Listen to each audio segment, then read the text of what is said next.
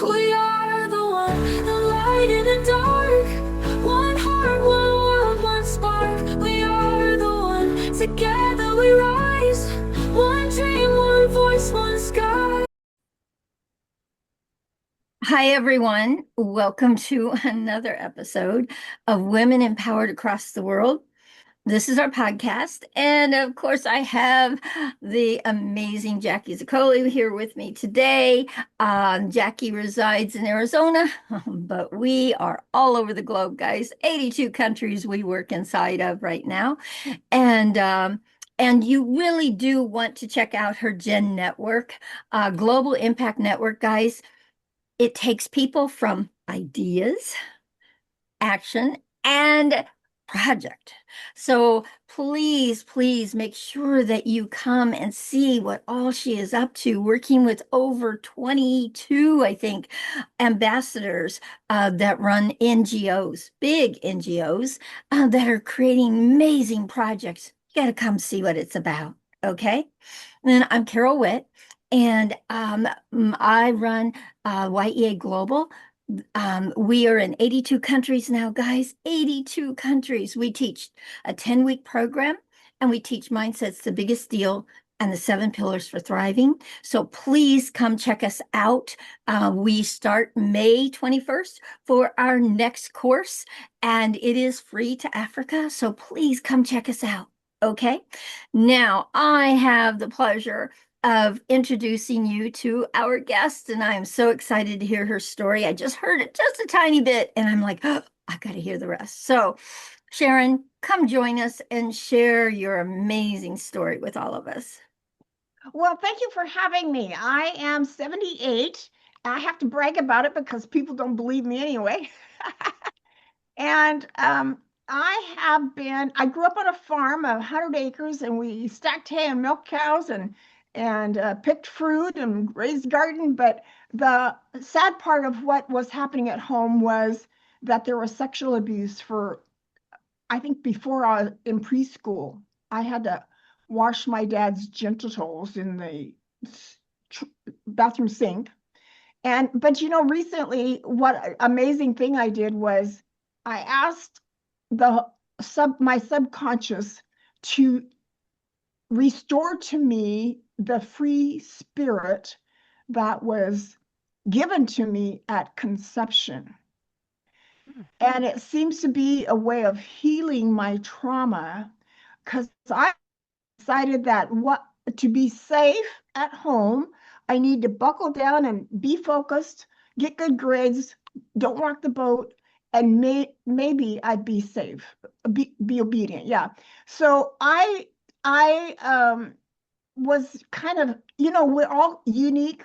Our uniqueness is our superpower. I'm finding out, why hide it when there's others that have the same. I'm different, and so people don't understand me. Well, it's time. It takes a lot of courage to be vulnerable with your superpower, and that is starting to happen because I recently.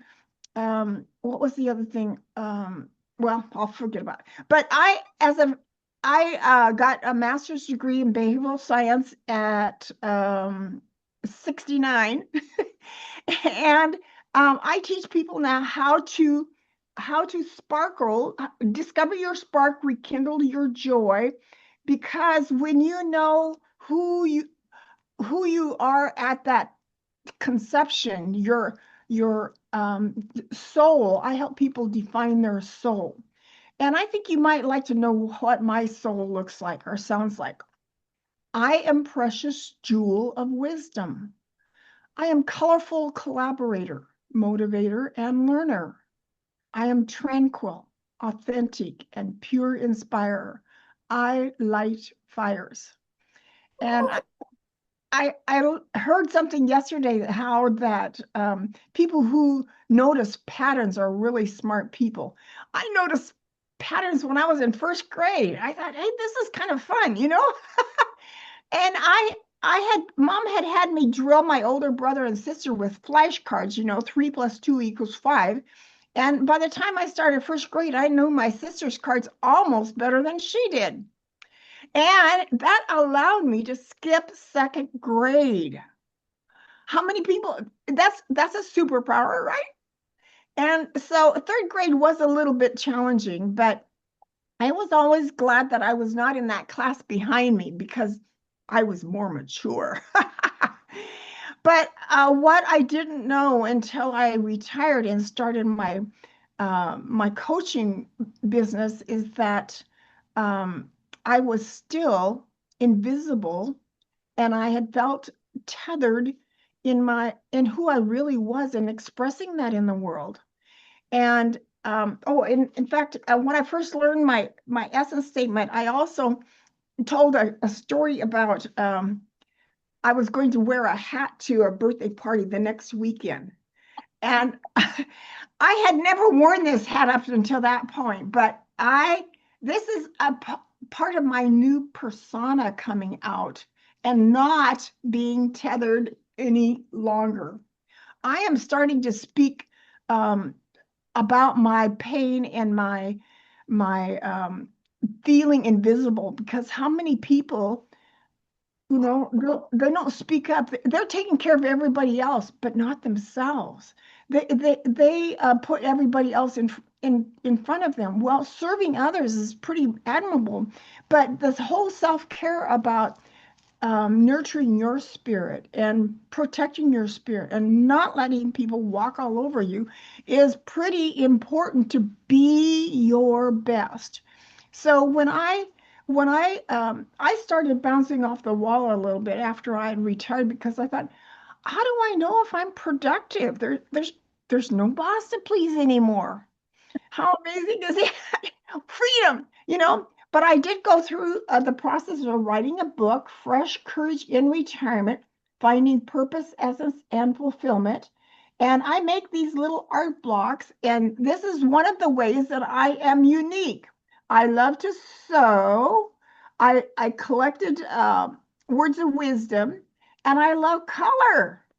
And it all comes into these little blocks. Here's a really good one. I'm especially proud of you, says God. That's a line from the Shack book. Or cherish forever what makes you unique. And that's certainly a mindset. Mm. Cherish yourself. Because if you don't, others probably may not either. And you need to remind them that I am one of a kind and I have a superpower and I know how God made me on the inside. So I call our soul our invisible assets, what's inside of us. Like, how did you, what about your personality do you like? What are your values? They're inside. You don't broadcast to people what your values are very often, you know. Mine is integrity and responsibility and creativity and yeah, integrity. Oh, love. Love, of course, is the first value. And so I am here to inspire you to be the best you can be, because it starts with you sharing who you are. And when I first learned this, my classmates were standing in a circle and sharing it with each other. And I noticed they were kind of sniffling when they read their essence statement. That's what we called it, an essence statement. I now call it a spark statement because I sparkle. And they were sniffling, and I thought, well, what's this sniffling about? Like they were getting ready to cry. And it was so precious. When it came my turn, I thought, nobody has ever asked me to define my soul before. It was just an amazing moment that I felt way down, in my heart. And I want to help impact 10% of the boomers to know themselves on the inside, their soul. When you know yourself better, you're a better person. You can help the world heal. And boy, do we need that. So, any questions, or what comes up for you? Oh my gosh. Oh, wow. Did I tell Oh, you? you are a live wire, is what I you love it. are. I Just love love it. it. I I love it. so love it. So, Sharon, the first thing that comes up for me is I want you to come and speak to my students and light them up. Oh my goodness. We start May 21st for our new course, and I will have probably around 60 or 70 students in there, and you can light them up. Oh my goodness. So that's the first thing. So the second thing for me is Yeah. this. Um, wow. Um, you said you're 70, what? 8? 78. Wow. 78, and you have more energy than some 30-year-olds I know. So okay. So here's what I want from you. We're sharing this all over the place. All over the world will be seeing this because I put it out in all of my 82 countries also. So what would you tell young people that are just coming up now? What would you tell them to start focusing on to find their spark, their energy, their live wireness that you have at 78? Where can they find that right now for themselves? Well, when I moved to Tampa, Florida, where you are, Carol, I I my friends here before I went down there, they said, "Well, give yourself 6 months before you get homesick and turn around and decide to come home." And my sister did that, or ahead of me, I think. Um, but I was doing pretty good at 3 months. I thought I got this. I'm fine. By fourth and fifth month, I had hit the wall. I Mhm. started being well, not disillusioned. It was more it was something very different for me. I'm usually a very positive person, but I was getting down. And I thought, okay, I need some help. I need some help. I got on my Bible concordance and I thought, well, I guess what I need is courage. So I looked up the word courage and I found like 6 or 8 references to courage in Joshua chapter 1 and chapter 2. And it said, do not be afraid, be of good courage, be of great courage, be courageous. And a couple days later, I slapped my foot on the floor and I said, it's not okay to be fearful. I refuse to live my life based on fear. And it took a while. I don't know, a few months, I guess. Some people, they were having arm wrists that you snap something on your arm wrist to remind you that you're changing your behavior. Well, I that's kind of what I did is, in fact, I've got a visual aid here. I imagine this 4 inches from my nose. Stop. That was my reminder to change my mind. And it, like I say, it doesn't happen overnight. But when you get that courage, that fear out of your life, there's no wrinkles. There's no, saggy eyes and all this stuff of being worn out from worry. In fact, worry is a misuse of imagination. Misuse of imagination. Worry is a mindset, and it's a limited mindset that gets you nowhere. Thank you. Thank you, Sharon. Oh my gosh. Please, young people, listen to her wise words of wisdom. She has lived it. Thank you so much, Sharon. You will be such a live wire guest speaker in my course. I will be reaching out to you. I will give you the dates that we have guest speakers and you can choose. But honestly, I think where you need to be is creativity and collaboration. So I will send you a date and you can tell me if that works for you. But oh, I want you to come and inspire all these young people. Well, one of the things I did this last weekend that is another step in my recovery. Mm. Being raised in a Christian home and back in my early 20s, became aware of how I didn't know how to handle anger. What do I do with this? Good Christians are going mad. Well, I journaled this weekend about hating being invisible and what it stole from me, and my voice and my boldness and my influence. And I said, God, forgive me for lying to my mother about whether my dad should stay or go. She got us all out of the house about 5 o'clock in the morning, before we usually do, because we milk cows at 6 o'clock. And what are we doing here? And well, we were all in a circle and said, well, I want you to vote as to whether dad should stay or go. My older sister did have a baby by my dad.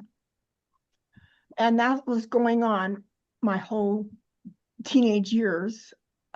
Thank heavens, how many times I said, thank heavens he keeps his hands off me. But I actually used ChatGPT to ask about anger and hate.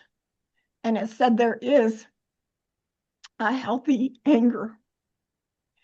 And I think that's one of the last steps of healing myself about feeling invisible, because that was a treasure stolen from me. And it's okay to be mad, and it's healthy to be mad. And I'm walking through that now. Yeah, and then direct it. And you are directing it toward young people that honestly doesn't have to live in that space. You're directing it. And I love that, Sharon, about you. That is so amazing. Oh my goodness, you just really lifted me inside your story. Thank you so much for sharing it and being so vulnerable. Thank you. Jackie, go ahead. Think about it, Sharon. Many of the people that are going to listen to this are impoverished. Girls have not had a voice, totally invisible, and are angry, as you say. They're very upset and angry, and will do what they can to protect themselves, but they're angry. So, do you have any practical thoughts of what they might be able to do with that anger that will help them themselves, as well as put a positive spin or to get them out of that? Do you have any practical thoughts on that? Well, I don't know that I do. I I pretty much stayed to myself a lot. I in the well, the fact that I was a learner was made me different. So that made me okay. I did lots of reading books.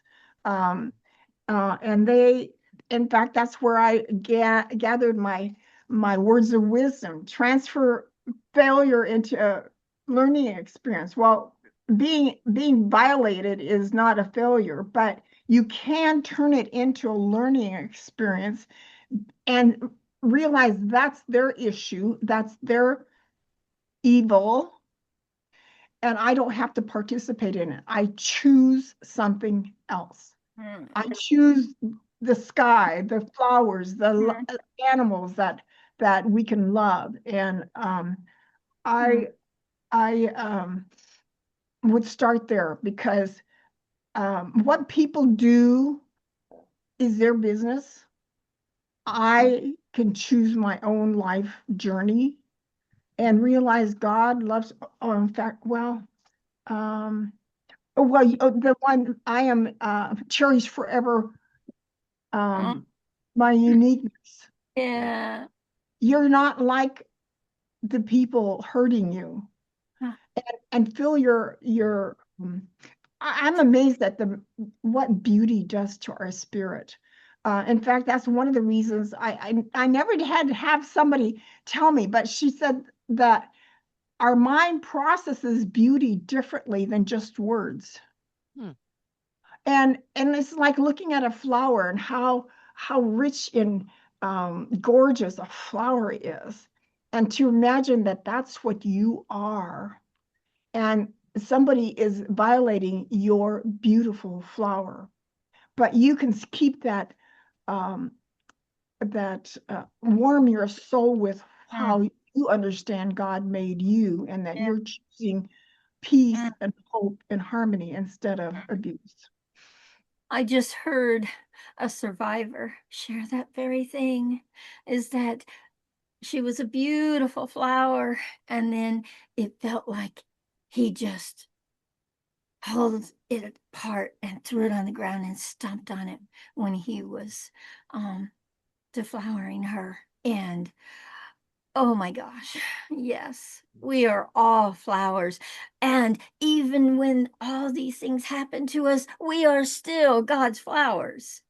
We are still beautiful, and we are still somebody that makes a difference. And don't be invisible. And that is what your voice is all about. So, Sharon, I'm so glad you found you, Yeah, not in Sharon, you. I have never married, and that helps me keep young too, I think. But I did at about 40 years old, I did buy a wedding dress. I had been reading a book called Daily Guide to Miracles by Oral Roberts, and he it was like uh, a 3 month, 90-day repeat. The You'll repeat the reading the book, and one of the things he said was act as if it's going to happen.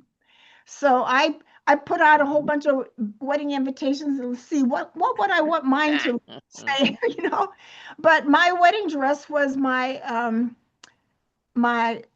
expect a miracle. I still have that dress. I still would like to be married, and and every now and then I get the feeling of somebody like their head on my shoulder, and that they're have arrived.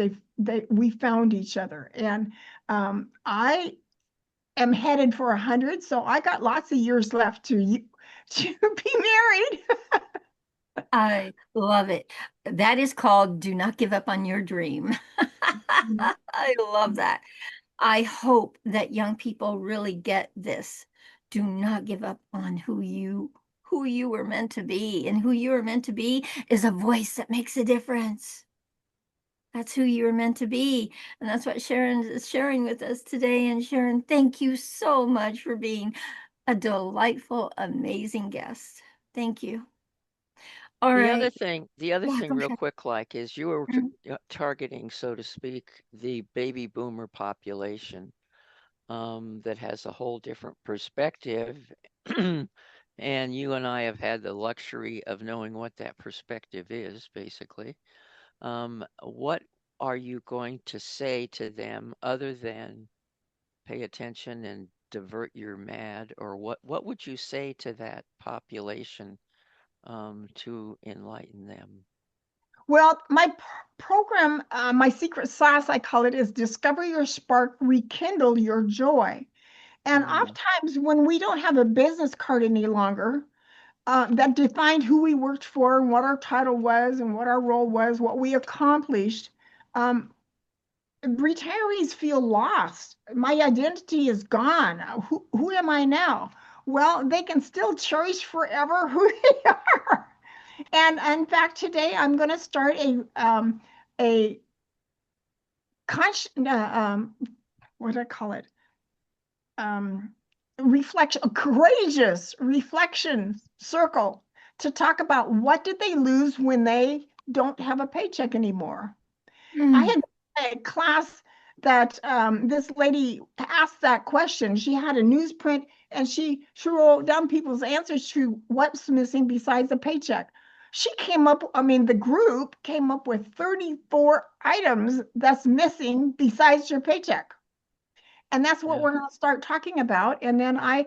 I'm kind of planning to do about 3 or 4 weeks of daily what's miss well uh, courageous reflective circles, because I don't think we reflect enough. We can learn from been what we've been through, And yes, I hope to turn it into enrolling people into Discover Your Spark, Rekindle Your Joy. It is already recorded on the Great Discovery platform, and it's ready to go. Good. It is aimed at retirement, but it applies to everybody. I even have a friend who applied it to preschoolers. So great. Absolutely fantastic. We will get your information. I'll put it in the show notes so people can find you, okay? And I'm sure you are on LinkedIn, so we'll get that so people can find you. Okay. Guys, thank you so much, Jackie. Once again, you hit it out of the ballpark. Um, she's batting 100, dear. 1,000. She is batting 100 Well, can inside. you imagine anybody coming on this screen and not wanting to be able to tell their story? Give me a Oh break. We my, haven't found one yet that's we not haven't found delighted to one talk yet. about their past. So One. it's real simple to bat 100 here. I didn't have to be a physical education teacher to do this. Oh my goodness. So enriching. These stories are so enriching. I just love being a part of this. Love it. All right. So guys, if you love these episodes, please subscribe to our channel. Please comment on them and please reach out to our guests and let them know that you love their episode and that you'd like to participate in something they're offering. Please check them out. Okay. And guys, we do these one on Monday, two on Friday, and we're always looking for amazing guests. So we are booking for 2 months down the line. So please reach out to one of us on LinkedIn and we will get you on the schedule and you'll be able to come and share your story and inspire all of our listeners and us. Thank you once again, Sharon. And guys, remember, we all deserve to thrive. Let's do this together. Bye, everyone. There's no divide. Peace and love.